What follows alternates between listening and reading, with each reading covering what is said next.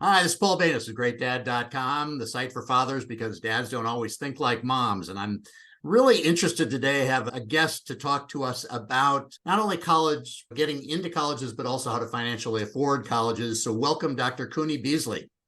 Thank you. Thank you, Paul.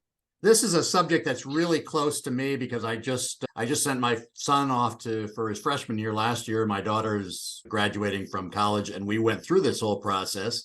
And we were not lucky to have an advisor like you helping consult us. And so I think we're going to probably talk about some of the misconceptions that a lot of parents, including us, had going into it, and what your services are and how you help parents. Good. So yeah, There's a lot of misconceptions out there. A lot of the things that we have to do is deprogram parents and students. They have this pie in the sky type thing, and so we have to work with them and give them some realistic goals. And then sometimes you have people, undiscovered gems. We had a student a couple of years ago from California. He was headed to community college, and we got a hold of him, explained to mom the opportunities he had. He ended up getting over $1 million in scholarship offers, 16 full scholarship offers. wow, that is really incredible. Sometimes you can dig those up. So you've been working in this area for 40 years, helping people not only get in, but also pay for it. I'm sure that it's just changed radically during those 40 years, or maybe in some ways it hasn't. Well, there are some things that changed and some things haven't. The cost of college has gone up astronomically, and college debt right now is teetering at about $2 trillion. Wow. Okay, and we got to put that into perspective. There's more college debt than there is credit card debt, automobile loans. It's bigger than the entire national debt of Canada and twice the national debt of Greece. Wow. And most kids taking loans today will not be able to pay them off in their lifetime. Wow. So I guess that's the first question, at least for me, is should, with the amount of money that there is for scholarships, grants, other options like community college or military service, is there any reason why a kid who's capable shouldn't be able to go to college? I mean, is it always affordable in some way, shape, or form? Yes, it's always affordable in some way, shape, and form. There are ways of going about it. I list 5 ways of paying for college, okay? And we use the acronym MONEY, M-O-N-E-Y. One is merit money. This is athletic, academic. Now, most people don't know. They think that all scholarships are based on income. No, there's merit money for artists. In fact, I just had a girl graduate from UCLA, and she had a theater costuming full scholarship. So there's money that's out there. So we look at merit money. Then there's what we call opportunity money. Some of the things that you need to do in order to get money. That's, for example, your employer may help pay for college. That is getting an ROTC scholarship, which is probably the best scholarship a student can get. Then we have need-based money, which is based on the difference between what they expect you to pay and what it costs to go to college. Now, need-based does not mean needy, okay? I had my wife and 2 daughters in college at the same time. My college bill, this is 12 years ago, was $72,000 a year. They said I could pay for 36 of that, but I qualified for $36,000, an additional $36,000 in need-based aid. Everybody got a Pell Grant. Okay, so there's ways of understanding the system. Okay, then there's what's called entitlement money. That's number 4. There are certain things. Well, every U.S. citizen and legal resident is entitled to some form of federal aid. Most people think, oh, I'm not going to fill out the FAFSA because I make too much money. Well, no, there's some type of federal aid that you're able to get. And there's, entitlement is like in-state tuition. Other entitlements is like, for example, in Texas, where I am, Texas and Louisiana have a reciprocity agreement. So Texas students can go to Louisiana and pay in-state in Louisiana. Same thing in Arkansas. So you have a lot of reciprocity agreements. So we look at entitlements, and plus it goes in the GI Bill and things like that. And then finally, your own money. There are some people that are just going to pay it out of hide, and there's a way of paying for it out of hide without any stitches. Yeah. Okay, I've had plenty of people go through and figure out a way that it's not going to kill them to put their kid through college. So there's all kinds of different ways. Okay. And we know that a lot of the more expensive schools are financed in large part by the people who pay full tuition and the ones who get early admit. And I mean, isn't that kind of an advantage of being wealthier? Yes and no. That's when your bigger college, for example, Harvard could admit everybody and let them all go free because of their endowment. Okay. And you have a lot of colleges that have very generous need-based programs. Harvard has one, Princeton has one, Stanford, Rice. They're very generous in the sense that, I think it's about 80,000. If your adjusted gross income is below 80,000, they will comp you everything, tuition fees, room and board. And I think the cutoff is 150,000 for tuition. and then they scale it from there. Very few people go to Harvard pay full rate. So if you have, okay, so for the needs-based people, if they go early admit, I mean, this might be new to a lot of people who are listening, but most schools have they have the general pool of the applicants, and then they usually have an early admit 1, an early admit 2, or early decision 1 and 2. Well, the early decision, a lot of people think that you will have an advantage by going early decision or early action. Okay, that is a false impression. Okay. They are not going to take a lower qualified student because the student applied earlier. Okay, that you have this is where you're getting into technicalities. Okay, you have what we call watermarks. Okay, now if they set a watermark for early decision, early action, if a kid is above this watermark, more likely they're going to get approved for early decision, early action. If you're below, you're going to drop down to the next level. Okay. And then finally, and they'll either say you're not accepted for early action, early decision. We're going to put you in the common pool, and then they'll work their watermark from there. And their watermark in the common pool is based on essentially the mean of what they bring in to that pool. So, the advantage, this is something I've just gone through in the last 3 weeks, is people saying, I've got to submit my application right after the application is open. It's going to give me an advantage. No, they're not going to take a higher qualified student because he put his application in 4 weeks after you did. No, they're going to hold on to these things, and they're all looking for the higher qualified students. So that's a myth. Right. Okay. But is it true, though, that other than needs-based, that it's really very difficult to get money if you go for not difficult at all. Not difficult. Let's say we have a strategy. For example, if I've got highly qualified students, okay, if any of my students have a 32 ACT and a 3.5, we have a series of colleges we automatically apply to. University of Alabama, 32 ACT and a 3.5 GPA, automatically $112,000 scholarship, automatically. Wow. Okay, so what we do is we have these what we call low-hanging fruit. We want to get when you're playing spades, you want to get all the children off the street. What we do is we'll stack them up with about 5 scholarships coming in that if they're qualified for it. Now this kid is in a negotiating position with other colleges, sitting on maybe $500,000 of scholarships they can negotiate. And so we place them in that position, and they've got these scholarships: Alabama, Kentucky, Louisiana. There's a lot of colleges that it's simply on what we call metrics. 85% of the colleges in the country will admit you and scholarship you on metrics alone: your class rank, your GPA, your test scores. Right. So we get those and we wrap those up first, and our kids are in position to be competitive because they've already got full scholarships in their back pocket. We're batting 96% full scholarships since 2011. Wow. So I think a lot of people maybe get they're blinded by the fact that they're only focusing on a certain number of schools that are name brands and don't look at all the other options. Yeah, there's a lot of options there, and the people are looking at the name brands, but people don't realize, for example, that I have a list of what we call my secret hidden colleges that in that industry would be like the West Point of being in the Army. Okay, for example, Webb Institute on Long Island.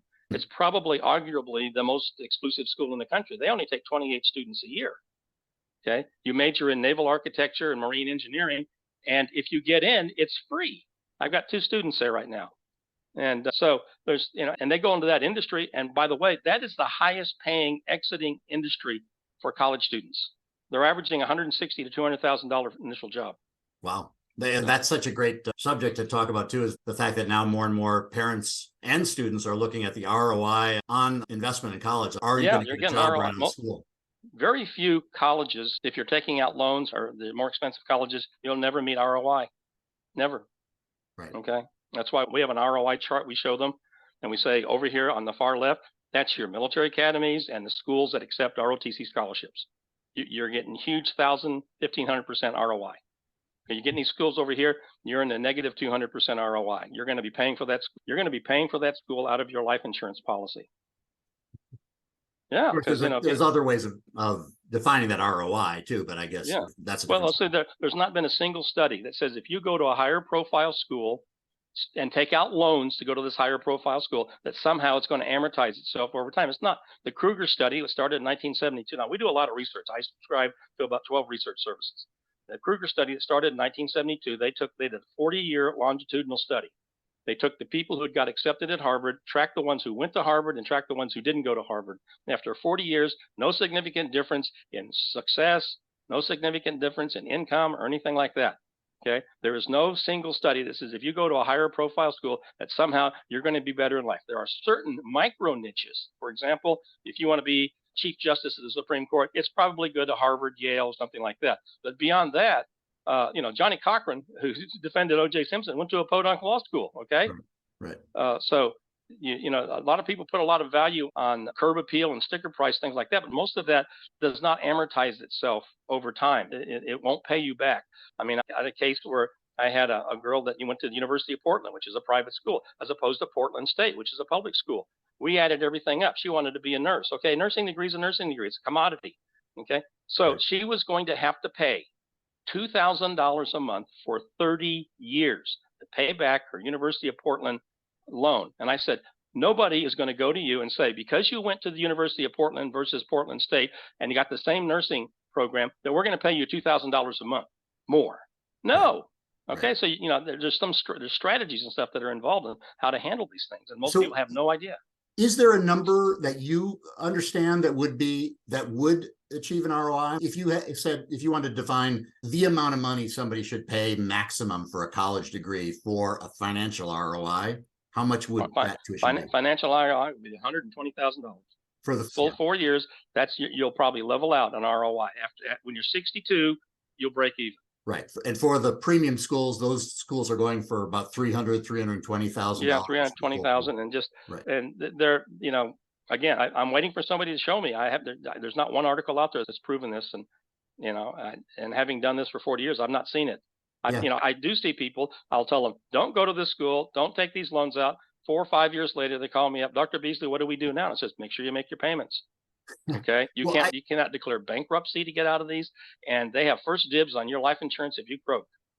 This is such an important topic because it's been in the news. I don't know if this is the New York Times, Wall Street Journal. You hear a lot about the fact that, as you say, for some of these professions, like Supreme Court justice, there are a handful, a 10 dozen schools that are considered the feeder schools and have absolute power in those domains. But for the vast majority of us, whether we go to community college or one of the other top tier schools that everybody know the name of, there isn't going to be the financial ROI that people are expecting. Yeah, it all depends on how you play it. I mean, for example, I don't know if they shared it with you, but my wife, when I met her, was a high school dropout. Okay. In 2014, she graduated from Harvard University with honors. My total cost of Harvard was $22,000 out of pocket.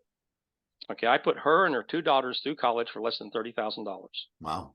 Now, I played the system and I used the financial aid program, and she transferred to Harvard from community college and got a transfer scholarship, the Phi Theta Kappa scholarship. I paid $597 her first semester at Harvard.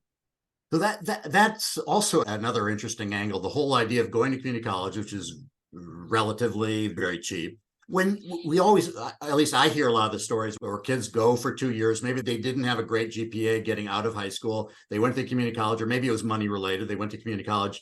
How good does their record have to be in community college to make that huge leap, as your wife did, to Harvard? They have to have 4.0. No, you need a 3.5 to make a good transfer. A lot of colleges have transfer scholarships. The youngest daughter had a transfer scholarship from community college to Texas Tech. She got the presidential scholarship as a transfer student. And my wife's got what's called the Phi Theta Kappa. If you have a 3.5 or higher, you're inducted in Phi Theta Kappa, which is the Junior College Honor Society. And there are dozens and dozens of colleges that provide scholarships for people who are in Phi Theta Kappa. Southern Methodist University, very expensive school, offers a full ride to the top Phi Theta Kappa graduate at Collin County Community College.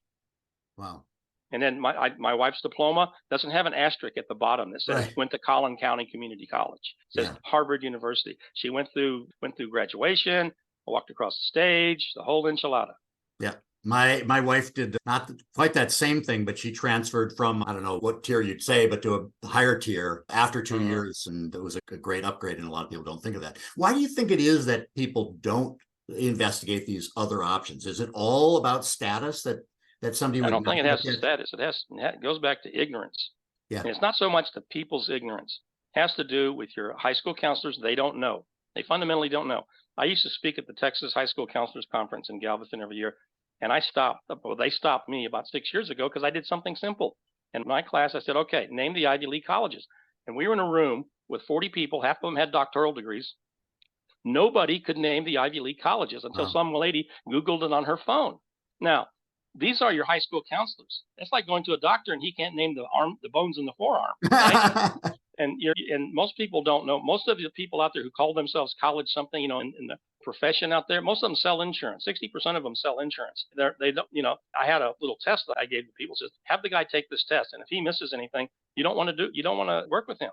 A lot of them have no idea. They're just in the business of helping you set up your loans or get you to refinance your house or play some stupid game to pay for college or take loans out. They really are not, they're not the brain surgeons in this. There's only a handful of us. I'm going to say there's about 25 of us in the country who can really do high level brain surgery in this and understand this. Rest of the people out there, at best, are dilettantes. And I hate to say it this way, but that's the truth. Yeah. Well, They yeah. don't know what they're doing. They think they know, but they don't. High on the Dunning-Kruger effect. Okay? Well, they're also incentivized by the maximum number of acceptances they can give, and they're trying to deliver as many kids to college. So aren't they kind of evaluated on different metrics? I don't know. I don't know how they're evaluated. I mean, I've had some really horror stories. I mean, I took on a school district, Title I school district in South Texas. Title I, you familiar? They're below the poverty level. Okay. And I said, okay, I'll do it on my own nickel. I'm going to take 100 of your students on the free lunch program, and I'm going to work with them for a year. And my job is to get at least 70 of them into college on fully paid. Okay. Wow. Now, after a year, we got all 100 of them on fully paid for college in Texas, going to state schools. All 100, each of them were accepted to at least 2 colleges, 1 to 7. Okay. And the school refused to tell the students that they had received it. Wow. They just stopped it. The superintendent said, no. I'm going, what is going on here? And I found out later he was afraid that if he announced that these kids had all gotten these full rides to college, that there would be pitchforks and torches, because other parents would say, how come my kid was not in the program? And I found out later from one of the people who quit that school and went to another school is that the counselors didn't want to do the work required to do it. Mm-hmm. So, the potential is there. There's all kinds of ways. I mean, in the state of Texas, if your income is below a certain level, you go to that particular high college for free. And where I am down here in the Rio Grande Valley, it's over 90,000. If your AGI is less than 90,000, they waive tuition. Yeah, that's incredible. So there's all kinds of ways to do this. The pitchforks come out also during this process between the kids, between the families who did not use an advisor or consultant like mm-hmm. you like as your job is, versus those who just stayed with the high school counselor. Yeah. It was a really hard wake-up call for us. We thought that the job that you do was mostly to help kids who can't communicate with their parents and struggle through the application process. And we get along with our kids fine. We can help them out. When we did, they hit all the deadlines and everything. But afterwards, we found out all the secrets, the tricks and everything that people who had hired a counselor, a consultant, were getting versus our high school advisors. Is that common? That's good. Well, see, the high school advisors are not trained in this. It's not their job to get you into college, really. It's their job to get you out the door in May. And so they're not trained in this. They themselves, most of them are still paying off their student loans. So how do they know how to do this? Okay. Right. On the other hand, good old Dr. Beasley, I went to college 22 years, 2 doctoral degrees. I paid for 1 semester. And so, I can practice what I preach. And in fact, I was already keyed up to either go to law school or med school after this. And I already had it fully paid. And the then wife decided, no, you're no more school for you. Well, I think that is such a fascinating thing, is there's just the relative value of these degrees, and the fact that, as you said, nursing is a really great example that wherever you went, if you pass the boards, you're a nurse, and they don't really look whether you went to the best school. Yeah, they don't. I mean, look at your doctors. I mean, you have a family doctor. Where did he go to college? No idea. Okay, did you pick him based on where he went to college? No, but I always look for board certification. But board certification is right. But 30% of the doctors coming in practicing nowadays got their degrees overseas. Yeah. A couple of years ago, the college that had the highest first-time pass rate in the medical boards was St. George's in Grenada. Yeah. Okay. And, I mean, 2 of my doctors, one got his degree in Vietnam, one got his degree in China.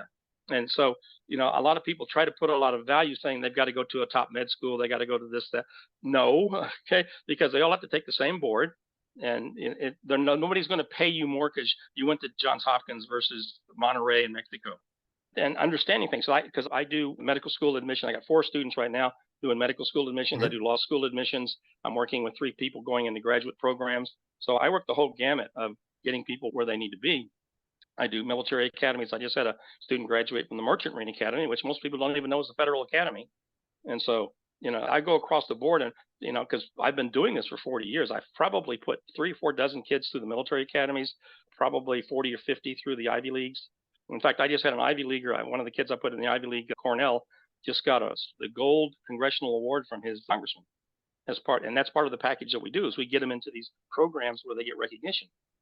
Wow. So, because for example, in the congressional award process, I had a homeschooler. And believe it or not, I work with a lot of homeschoolers. I put homeschoolers in the Ivy Leagues, homeschoolers in the military academies. People say, then you'd never get a homeschooler in the military. I had 2 brothers go to the military academies. Mhm. Anyway, I had a homeschooler in upstate New York, and he worked through the congressional award. Otherwise, he got good grades, good test scores, and his congressman awarded him his gold medal and asked him where he's going to college. And he says, I'm trying to get into Cornell. The congressman happened to be a Cornell alum. Oh, Wrote him a letter, and that's the hump that got him in. wow. Okay, and he got into Cornell. So there's all kinds of things that we have to do because we got to package the kid that make the kid look good. We want them to get, national level awards, President's Volunteer Service Award, get into Boys State. There's a whole packaging process that we go through in order to push the kid to the front of the line and get them up on the stool. So It's just are not there just any, not simple tests. right? Yeah. Well, that's a good question too, is how much is testing? Like if you had you had a kid who has, let's say, a 4.0 GPA, doesn't do well on testing, would you skip the test or try to do the test anyway, since a lot Well, of schools are test optional? okay, test optionals out there. People think I can blow it off. Okay. The statistics, you have a thing called the common data set. This is the data that every year the colleges provide as public information so that they know people can sit there and figure it out. So I subscribe to the common data set. Now, this is what the data says. If you have a good test score that gets into the middle band or higher from that particular college, you have a half again better chance of being admitted than somebody who doesn't have a test score.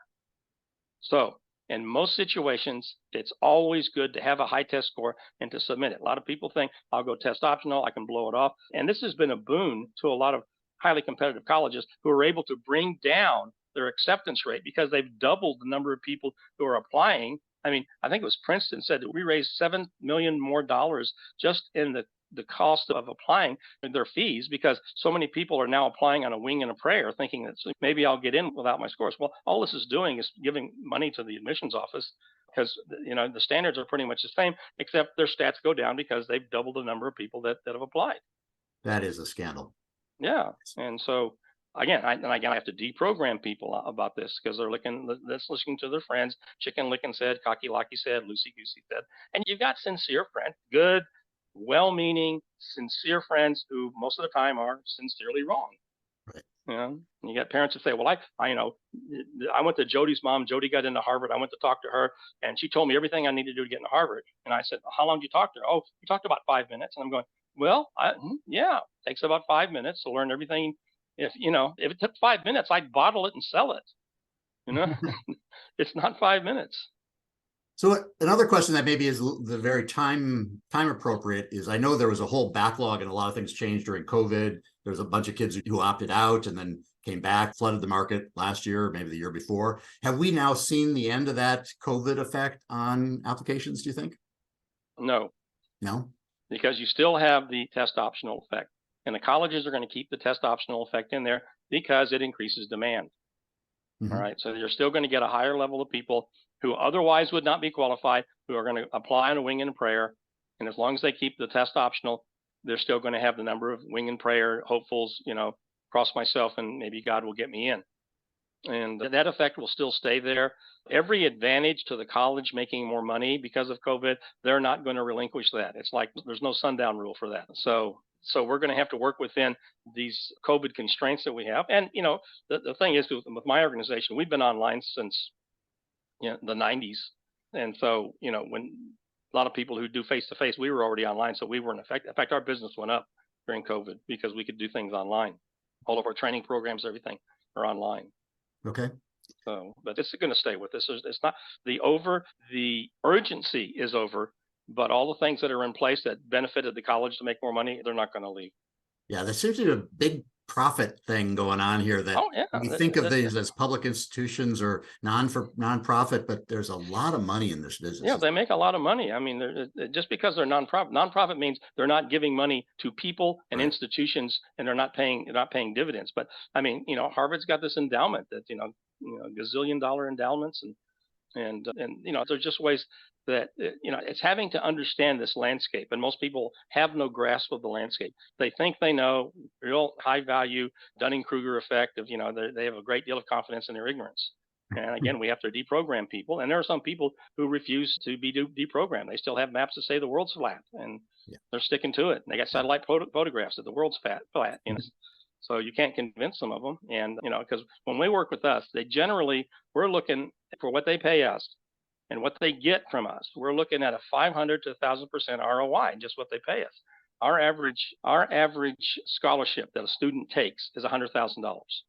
Okay, generally it costs them between $8,000 and $12,000 to hire us, and so that's a pretty good ROI. That's how I approach this. I says, look at your ROI. Somebody's going to have to pay this $120,000, $130,000 for you to go Right. to college. You can take it out in loans. You can try to get a scholarship, or you can hire us and we'll take care of it. Now, Right. that I is think not that that's saying it's not everybody. We can't do this for everybody. right. Okay, kid walks in with a 2.2 GPA and an 820 SAT score, and said, "Get my kid into Harvard on a full scholarship." No, the only time you're going to Harvard is as a tourist. It's not going to happen. You got to have realistic goals.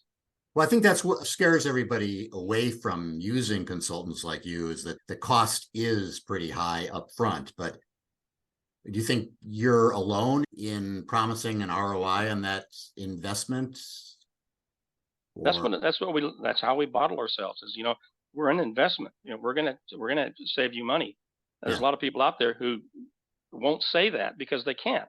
They're what we call loan arrangers. They just set you up for loans, something that you could do yourself, but they don't understand. People don't understand that, so they're going to trust somebody to fill out the loan for them. I mean, I got a horror story for you. I had an office in a building, and there were three other people on that same floor who were loan arrangers. They didn't have college degrees, but they were doing this college funding stuff, mhm. sold insurance, and would have you refinance your house, things like that. Anyway, I was in the boardroom holding my presentation to potential clients, and this guy walks in, sits at my presentation, and he was supposed to meet one of these loan arrangers. So anyway, the loan arranger comes in, pulls him out of my meeting, goes over the stuff with him.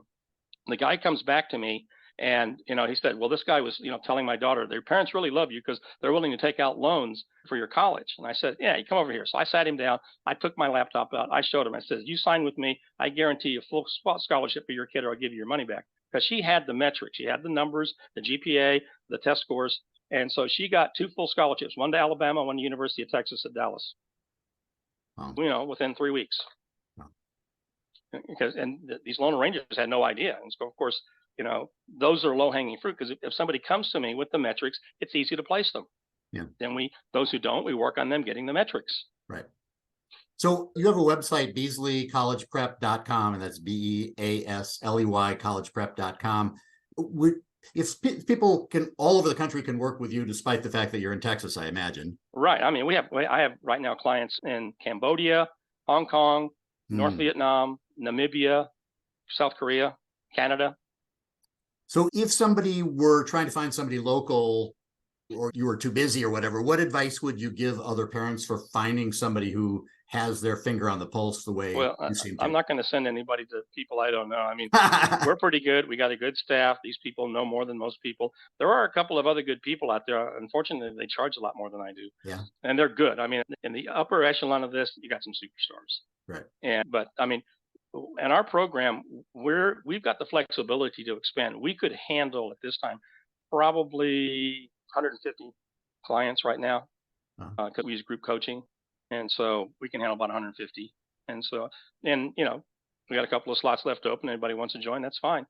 But about 150. So I don't have enough confidence in some of these other people that are out there to say you need to go to these people, because Well, I wasn't looking for a specific recommendation, but just like any things that you would really look at, what questions you would ask to even know whether the person is well, competent. I got a good question. Okay, what percentage of the parents' assets are counted on the FAFSA against the student? Just ask that question. If they can't answer that, then they don't know what they're doing. It's like Well, asking, that's a good one.